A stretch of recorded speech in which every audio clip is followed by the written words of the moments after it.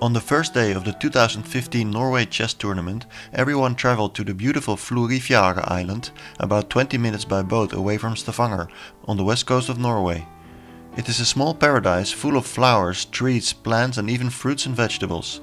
Each year 50,000 new flowers are seeded in this truly inspiring place. On one side of the island you can see the fjords, while the other side borders the open sea.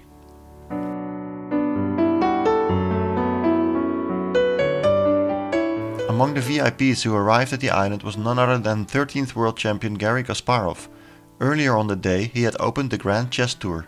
I think it's an important day for chess. I guess it's the first time since GMA World Cup in the 80s where the world champion is competing with other leading players on the regular basis. I think it's by creating the Grand Chess Tour we're offering a unique opportunity for potential corporate sponsors to buy in something that will have long-standing value. It's very important that the best players there will be competing together in one global network, and I think that this kind of event has been long awaited by the world of chess. And again, as JJ said, wish us luck, because that will very much affect every other form of chess played in the world. Thank you. All the players were introduced and asked one or two questions.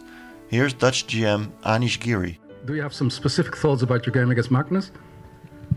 Well, yeah, he's one of the, if you look at my scores with other players, he's one of the easiest opponents for me.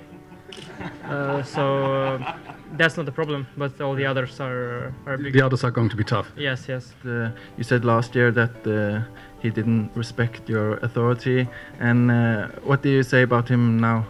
Well, that was kind of half jokingly meant at the time, but I don't think there has been any evidence since that he does so. I think the situation is unchanged, and he still has the bragging rights in our individual encounters. So good for him. The players were also asked whether they would use the confession box, a new feature where players can share their thoughts in front of the camera during the game. I think it's an interesting way to put some pressure on your opponent. If you go to the confessional box, he's thinking, why did he go now? What is he going to say? So there are some advantages to it. We'll see. I hope for you that many people will join. The thing is, as a only smoking player here, I already give my opponents some handicap, because I think it's around 10 to 15 minutes per game, because sometimes you go to smoke and your opponent makes a move during that time, intentionally or unintentionally. And with this confessional, I am afraid it will become even worse, so I will run there and say like, oh my god, I'm 3 minutes for 20 moves and I'm pawn down, like, ah! The actual playing hall of the Blitz was outside the small harbour of the island, and so the players had a beautiful view. As the world champion in all three formats, Magnus Carlsen was obviously the favourite, but he only ended in third place. Hikaru Nakamura ended second, and the surprising winner was Maxime Vachier-Lagrave, who had travelled from another tournament in Spain on the same day. Well, it's good. I mean, it's definitely not, the most important thing here, but of course it's good to play some decent chess for once in a while, and hopefully it will give me some inspiration for the real tournament starting tomorrow. I know that I can do it in Blitz when I'm in good shape, so of course it was not clear whether I would be in good shape. I also had a bit of luck against Magnus, of course, because I was just a pawn down and without any real compensation.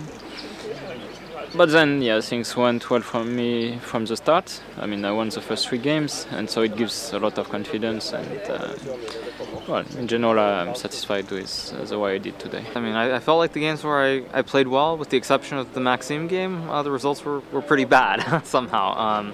Okay, against Magnus, for example, I thought I defended very well. I was very slightly worse, probably, but it shouldn't have been anything special. And then at the end, I mean, I picked the wrong moment, kind of, to try and complicate it.